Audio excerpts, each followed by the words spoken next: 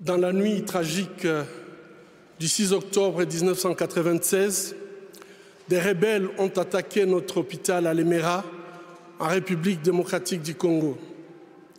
Plus de 30 personnes tuées, les patients abattus dans leurs lits, à bout portant, le personnel ne pouvant pas fuir, tué de sang-froid. Je ne pouvais pas imaginer que ce n'était que le début.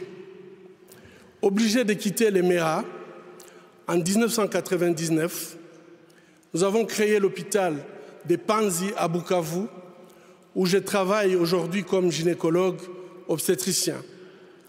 La première patiente admise était une victime de viol ayant reçu un coup de feu dans ses organes génitaux.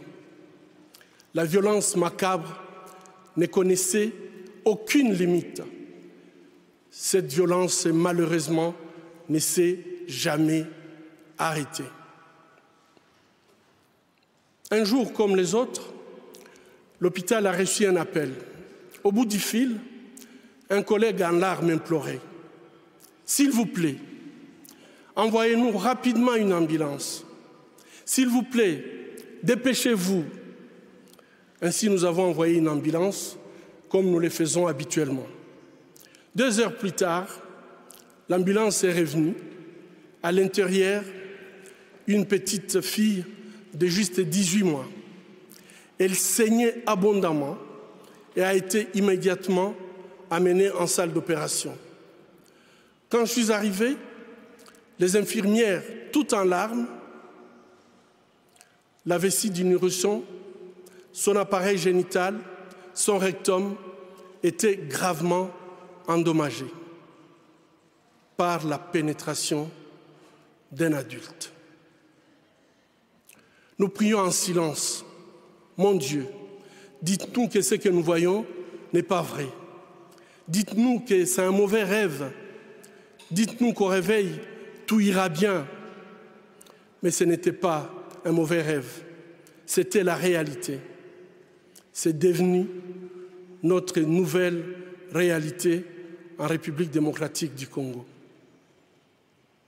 Quand un autre bébé est arrivé, j'ai réalisé que ces problèmes ne pouvaient pas trouver une solution au bloc opératoire, mais qu'il fallait se battre contre les causes profondes de ces atrocités. Je me suis rendu au village de Kavumu pour parler avec les hommes. Pourquoi vous ne protégez pas vos bébés, vos filles et vos femmes? Où sont les autorités dans ces villages? À ma grande surprise, les villageois connaissaient le suspect.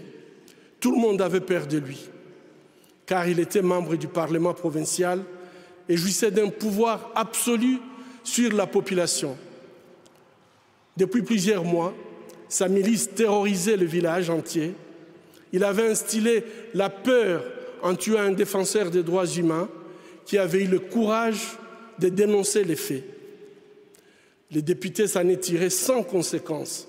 Son immunité parlementaire lui permettait d'abuser en toute impunité. Ces 2 bébés ont été suivis de dizaines d'autres enfants violés. Lorsque la 48e victime est arrivée, nous étions désespérés. Avec d'autres défenseurs des droits humains, nous avons saisi un tribunal militaire. Finalement, ces viols ont été poursuivis et jugés comme crimes contre l'humanité. Les viols des bébés à Kavumu ont cessé, les appels à Panzi aussi. Mais l'avenir psychologique, sexuel et génésique de ces bébés est hypothéqué.